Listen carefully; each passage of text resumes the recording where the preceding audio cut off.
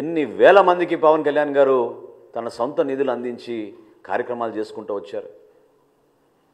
ఎందుకు అంత విపరీతమైన ఆలోచన? ఎందుకు మీరు ఈ రోజున యువత గురించి మాట్లాడుతున్నాడు ఆయన?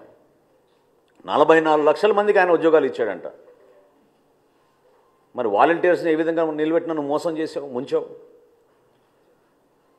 చెప్పా చేయకుండా కనీసం వాలంటీర్స్ వాళ్ళ టర్మ్ ఎక్స్టెండ్ కూడా చేయకుండా ఎన్నికలప్పుడు నువ్వు చేసిన వాగ్దానాలు ఏంటి? వాలంటీర్స్కి మార్చిలోనే జియో ఎక్స్పైర్ అయిపోయింది, కనీసం జియోని కూడా నువ్వు ఎక్స్టెండ్ చేయలేదే.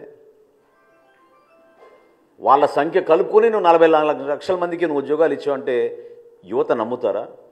నిన్న ఇచ్చారు అద్భుతమైన తీర్పు ఆ యువత.